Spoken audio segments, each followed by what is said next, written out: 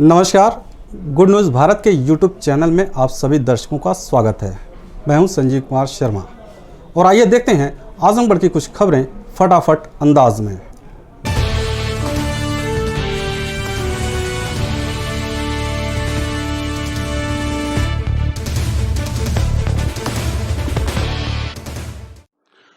Corona संक्रमण की जांच रिपोर्ट को लेकर यूपी का आजमगढ़ जनपद आज सुर्खियों में रहा। जिला प्रशासन ने 8 घंटे के अंतराल में बारी बारी से 3 बार कोरोना की जांच रिपोर्ट से अवगत कराया।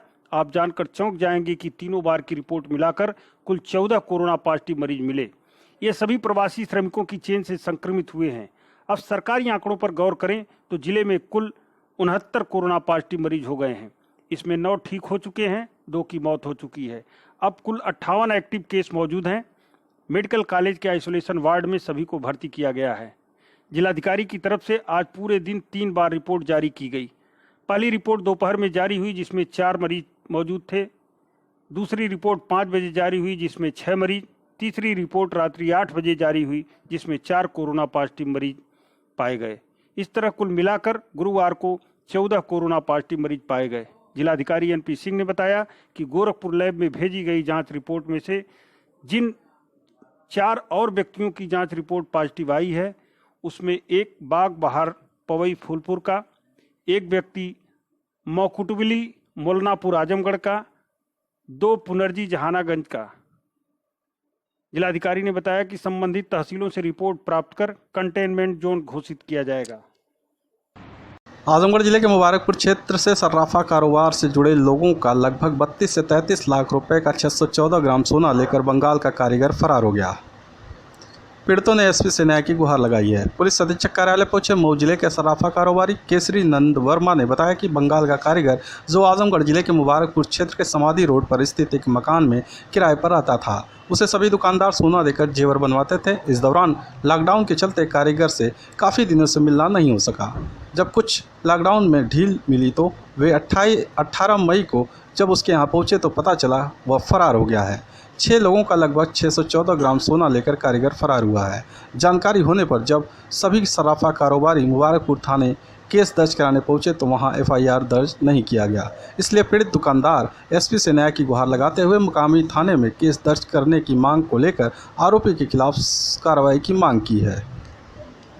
यहाँ FIR मुबारकपुर में दर्ज नहीं हो रहा था तो दर्ज कराने के लिए हम SP साहब के पास आए थे। क्या मामला क्या है? सर, हमारा मुबारकपुर में सोना हम लोग देकर बनवाते थे वहाँ पे, तो कारीगर जो था लॉकडाउन से पहले हम लोग 5 तारीख को मैं सोना दिया था 350 ग्राम 335 ग्राम लगभग, और देने के बाद मैंने फ़ोन किया तो कह रहा था कि दे दूंगा आज कल परसों। इसमें लॉकडाउन लग गया। लॉकडाउन के बाद हम लोग जा नहीं पाए। पुलिस का जो सरकार का पालन करते हुए, नियमों का पालन करते हुए हम लोग जा नहीं पाए मौके पे, और 18 तारीख को क्या किया कि गायब हो गया लेकर सोना। हमारा ही नहीं, कई लोगों का गायब लेकर हुआ है। करीबन 6 लोगों का लेकर गायब हुआ है। कितना कुल ले गया है? कुल 614 ग्राम ले गया है। अच्छा, कुल कितने का माल होगा? मान के चलिए 32-33 लाख का पड़ेगा। आजमगढ़ जिले में पिछले 5 महीने में गो तस्करी में लिप्त 377 लोगों पर गैंगस्टर के तहत कार्रवाई की गई है। इस बात की जानकारी SP ने दी है। पुलिस अधीक्षक प्रोफेसर त्रिवेणी सिंह ने बताया कि 1 जनवरी 2020 से अब तक जिले के अलग अलग थाना क्षेत्रों में 377 लोगों पर गो तस्करी के आरोप में गैंगस्टर एक्ट के तहत कार्रवाई की गई है। साथ ही 201 लोगों की हिस्ट्री शीट खोली गई है जिन पर हमेशा पुलिस की निगरानी रहेगी। 250 लोगों पर गुंडा एक्ट के तहत कार्रवाई की गई है तो वहीं 2 लोगों पर NSA भी लगाया गया है। देखिए, 1/1/2020 से लेके अब तक 377 लोगों पे 377 लोगों पे गैंगस्टर की कार्रवाई हमने की है। इसमें 90% से ज़्यादा गिरफ्तार हो चुके हैं और 201 लोगों की हिस्ट्री शीट खोली गई है जो आजीवन रहेगी। आजीवन वो हमारे पुलिस के रडार पर रहेंगे और उनकी निगरानी होती रहेगी। ऐसे 201 लोग हैं जिनकी 5 महीने में हमने हिस्ट्री शीट खोली है और 377 लोगों पर गैंगस्टर की कार्रवाई होगी। बड़ी कार्रवाई है ये और इसका काफ़ी अच्छा इम्पैक्ट पड़ा है। 90% वो लोग हैं जो गो तस्करी में, काउ स्लॉटर में इन्वॉल्व थे। ऐसे लोगों पे कार्रवाई की गई है। उसमें हम लोगों ने 2 पे NSA भी लगाया है। करीब 250 से ज़्यादा लोगों पे गुंडा एक्ट की कार्रवाई भी की गई है। आजमगढ़ जिले के विशेष कार्याधिकारी एवं भावी जिलाधिकारी राजेश कुमार ने कई कंटेनमेंट जोन का निरीक्षण किया। उन्होंने शहर के Syed Baba colony, shelter home, Azamgarh public school, तहसील लालगंज के कंटेनमेंट जोन मेहरो कला, जियापुर दक्षिणी, शेल्टर होम, श्री शारदा माता प्रसाद महाविद्यालय मई खड़गपुर, जीडी मेमोरियल स्कूल और facility quarantine centre ब्रायो world academy का निरीक्षण किया। इस दौरान उन्होंने कंटेनमेंट जोन में संबंधित अधिकारियों को निर्देश दिए कि दूध, फल, सब्जी, किराना के सामान को डोर टू डोर उपलब्ध कराएं। कंटेनमेंट जोन में कोई भी व्यक्ति चिकित्सा के लिए बाहर जा सकता है। इस क्षेत्र में कोई भी व्यक्ति न बाहर जाए और न ही कोई बाहरी व्यक्ति आए। उन्होंने ग्राम निगरानी समिति को निर्देश किया कि बराबर निगरानी करते रहें। स्वास्थ्य विभाग के अधिकारियों को निर्देश दिए कि व्यक्तियों के सैंपल की जाँच कराते रहें। शेल्टर होम के निरीक्षण के दौरान उन्होंने कम्युनिटी किचन को भी देखा। इसी के साथ ही उन्होंने निर्देश दिए कि किचन में साफ सफाई रखें, राशन किट भी समय से उपलब्ध कराएं। Facility centre ब्रायो world academy Lalganj के निरीक्षण के दौरान उन्होंने कहा कि सफाई कर्मचारी और खाना परोसने वाले कर्मचारियों को पीपीई किट उपलब्ध कराएं। आजमगढ़ पुलिस अधीक्षक प्रोफेसर त्रिवेणी सिंह ने बताया कि जिले के अलग अलग क्षेत्रों में लॉकडाउन का उल्लंघन करने पर बड़ी कार्रवाई की गई है। एसपी ने बताया कि बिना मास्क, सोशल डिस्टेंसिंग का अनुपालन न करने पर 107 व्यक्तियों पर महामारी अधिनियम के तहत एफआईआर दर्ज कराई गई है, तो वहीं 310 वाहनों का चालान व 1 वाहन सीज किए गए हैं। इसके साथ ही सोशल डिस्टेंसिंग का अनुपालन न करने पर कार्रवाई करते हुए 36,100 रुपये समन शुल्क की भी वसूली की गई है। आजमगढ़ जिले के अहरौला थाना क्षेत्र के पश्चिम पट्टी गांव में पुरानी रंजिश को लेकर युवक को लगी गोली। घायल को जिला अस्पताल के ट्रामा सेंटर में भर्ती कराया गया है। एसपी ग्रामीण नरेंद्र प्रताप सिंह ने बताया कि घायल दिनेश मौर्य ने अपने पड़ोसी संजय मौर्य पर गोली मारने का आरोप लगाया है। गोली उसके पैर में लगी है। एसपी ग्रामीण ने बताया कि प्रथम दृष्टया मामला संदिग्ध लग रहा है, क्योंकि आरोपी संजय मौर्य अपने घर पर ही मौजूद था, क्योंकि दिनेश मौर्य का अपने पड़ोसी संजय मौर्य से पुराना विवाद चल रहा था, जिसको लेकर हो सकता है उसे फंसाने के लिए ऐसा किया गया हो। फिलहाल आरोपी को हिरासत में लेकर जांच की जा रही है। जो भी तथ्य सामने आएगा उसके तहत कार्रवाई की जाएगी। दिनेश मौर्य नाम के व्यक्ति के पैर में गोली लग गई है। मौके पर हमारी पीआरबी, हमारे एसएचओ क्षेत्राधिकारी गए थे और उनका आरोप था कि हमारा पड़ोसी संजय मौर्य है, जिससे हमारा विवाद पहले से चलता रहा है, उसने हमारे पैर में नीचे गोली मारी है। पूरे तथ्यों की जांच की गई है और जांच अभी जारी है। दोनों व्यक्तियों के हाथों का स्वैब जीएसआर लेकर के एफएसएल जांच के लिए हम लोग भिजवा रहे हैं इसको। मामला प्रथम दृष्टया संदिग्ध लगता है, क्योंकि जो अभियुक्त है संजय मौर्य अपने घर पे ही मौजूद था वो, और वो कहीं गया नहीं था। और जो गोली मारने की परिस्थितियाँ दिनेश बता रहे हैं, वो ऐसा लग रहा है कि कहीं न कहीं इनके द्वारा कुछ ऐसी एक कंस्पिरेसी की गई जिससे संजय मौर्य जेल चला जाए। इसमें तो पूरे तथ्यों की जानकारी हो रही है। जो एक्यूज जो बनाया इन्होंने, उसको हम लोग हिरासत में लिए, बातचीत हो रही है। दोनों अभियुक्त और जो घायल व्यक्ति हैं, दोनों के हाथों का जीएसआर लेकर के फॉरेंसिक लैब बनारस हम लोग जांच के लिए भेजे हुए हैं। जो तथ्य निकल के आएगी उससे अकॉर्डिंग हम लोग कार्रवाई करेंगे इसमें। मिलते हैं एक छोटे से ब्रेक के बाद। आप देखते रहिए गुड न्यूज़ भारत।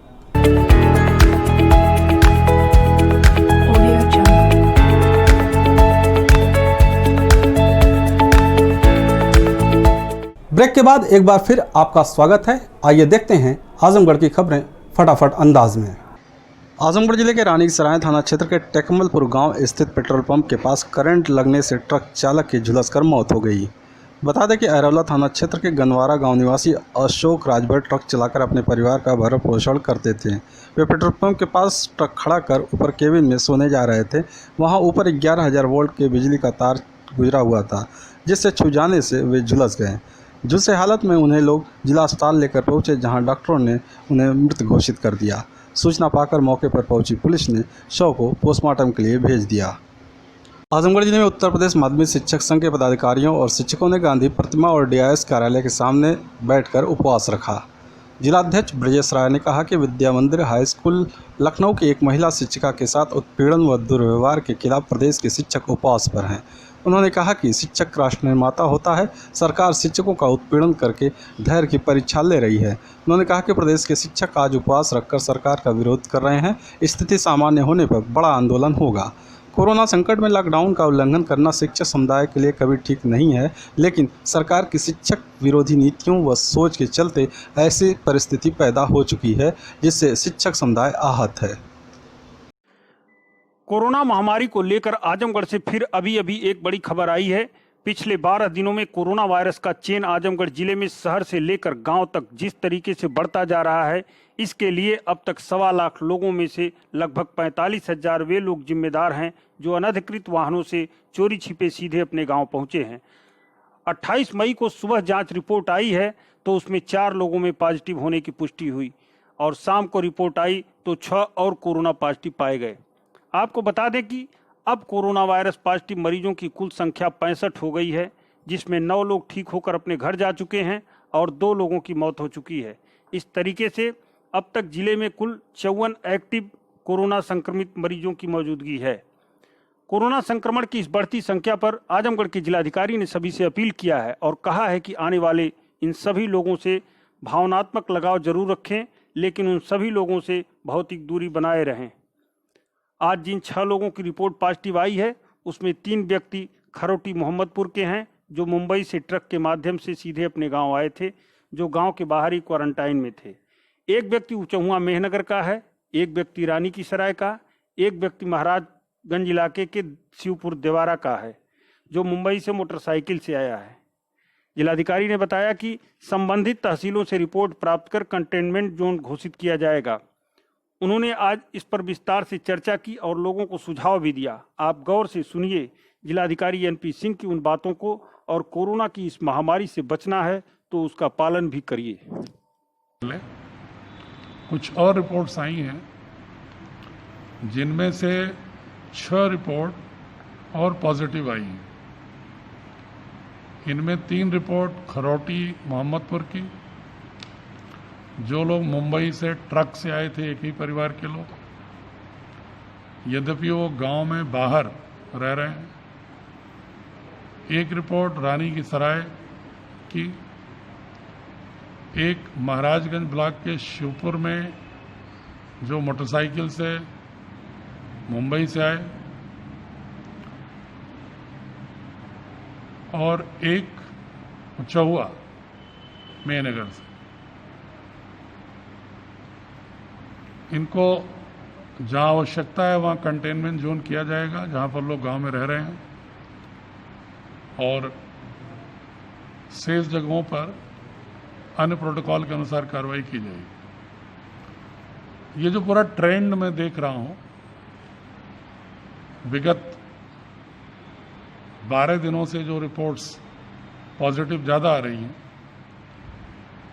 उसमें आप सभी अवगत हैं कि 1 मई से लेकर अब तक लगभग